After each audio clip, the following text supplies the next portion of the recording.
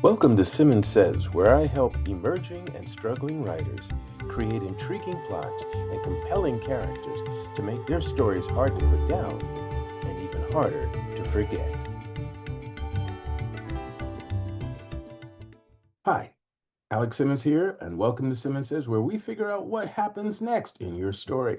Uh, the whole month of May, I've been doing a Facebook Live, usually on a Saturday, although I've had some mix-ups. And the bottom line is, I've been answering questions that writers have been putting to me, either my students or some of my private clients, for some time. So I'm going to share a segment from the most recent one where I answer a very specific question about writing mysteries.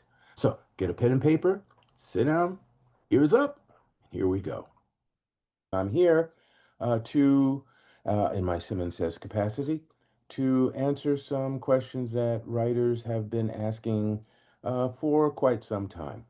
Now, some of my students ask these questions, some of my private clients ask these questions, some of the creatives that I, consult for or with, we ask these questions.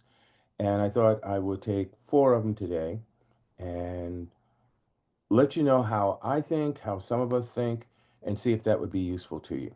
So let me just pull up the first one. And here we go. Rough draft. No questions. Questions. Okay. So the first question is, oh, my personal favorite. What's the best way to structure a mystery? Okay. Um, for those of you who don't know, I love mysteries. It has been my thing since I was a kid, so that's a good thing. Best way to structure a mystery. Okay, different writers have different approaches to this. Okay, mine and the methodology some writers that I know have utilized either often or every now and then is this. My method, our method, start with the crime. Now, again, yes, you can have ideas for a character, you can have ideas for a crazy heist plot or something like that and want to, run with that.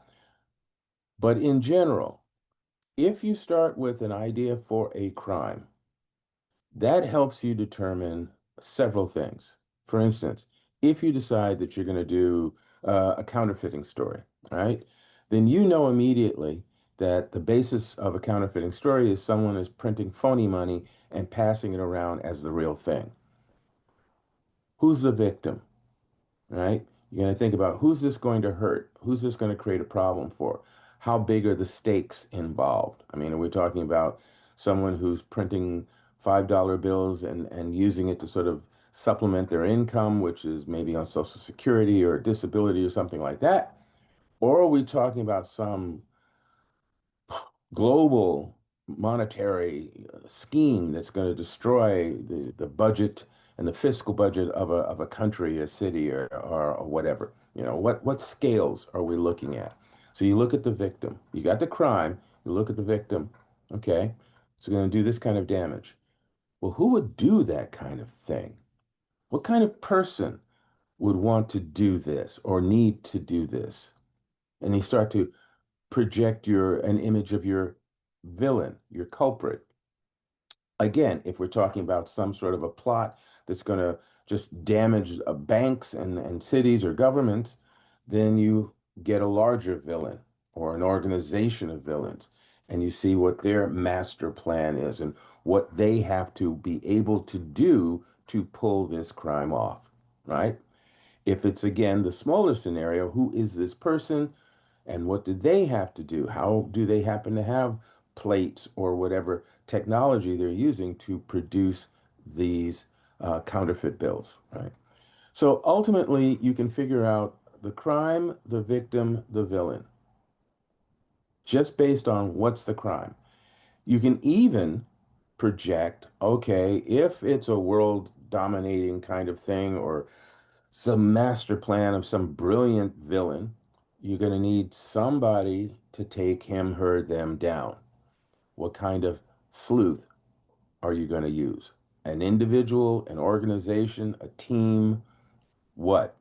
And again, you've now worked out from the crime, the victim, all right, the villain and the victor. Yes, I like to alliterate. Yeah. But either way, that's one way of doing it. And again, I say, yes, you could come up with a plot and start doing that. You could come up with a character and start from there. But I find that it's very useful to start with the crime because once you know how the crime is perpetrated, you can also deduct or deduce rather. Yes, you can deduct too, especially when we're talking money, but you can deduce how the crime is pulled off and subsequently where the problems will arise. Right? And there's more to that, but that's a good starting point. And you can do that in bullet points. You don't have to have all the details, but you can do that in bullet points. And once you do your bullet points of this, this, and this, then you'll start to see what do you need to know in order to be able to write this? What kind of information do you need to gather? What kind of research do you need to do? That sort of thing. So that's my light, my LITE, that's my light answer for what's a good way of coming up with a plot for a mystery. Okay. And again, depending on the mystery, what particular crime is, you make adjustments. I hope you found that useful. Be here next week for the next thrilling episode. I love it when that happens.